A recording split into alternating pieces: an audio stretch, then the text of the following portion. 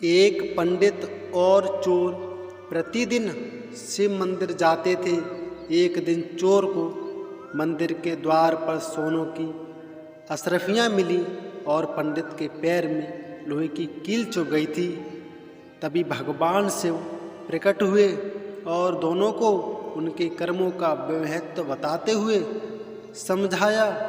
शिव मंदिर में नित्य एक पंडित और एक चोर आते थे। पंडित अत्यंत भक्ति भाव से शिवलिंग पर फल और दूध चढ़ाकर पूजा करता था। वहीं बैठकर शिव स्तोत्र का पाठ करता था और घंटों श्रद्धा से शिव का ध्यान करता। दूसरी ओर उसी शिव मंदिर में एक चोर भी प्रतिदिन आता था। वह आते ही शिवलिंग पर डंडे मारना शुरू कर देता और अपने भाग्य को कोसता हुआ भगवान को अपशब्द कहता। अपनी विपन्नता का सारा दोष वह भगवान शिव पर मढ़ता रहता था और उन्हें अन्याय व पक्षपाती ठहराता।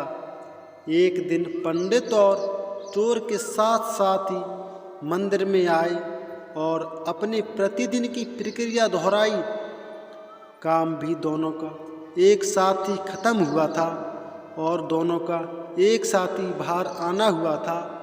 तभी चोर को मंदिर के द्वार के बाहर आने से पहले सोनों की अशरफियों से भरी थैली मिली और पंडित के पैर में लोहे की कील से गहरा घाव हो गया था।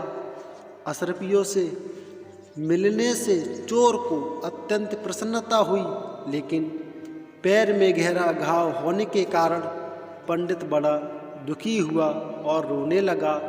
तभी भगवान शिव वहाँ प्रकट हुए और पंडित से बोले, हे पंडित जी, आज के दिन आपके भाग्य में फांसी लगनी लिखी थी, किंतु मेरी पूजा करके अपने सत्कर्म से फांसी को आपने केवल एक गहरा घाव में बदल लिया।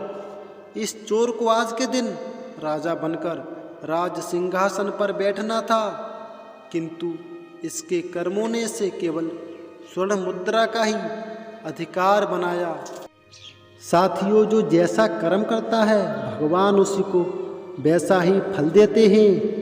कहते हैं ना, जैसी करनी वैसी भरनी। साथियों, यदि आपको यह कहानी अच्छी लगी हो तो चैनल को सब्सक्राइब अवश्य कर दें। यदि आप अपनी माँ से सच्चा प्रेम करते हो तो इस चैनल को सब्सक्राइब अवश्य कर दें।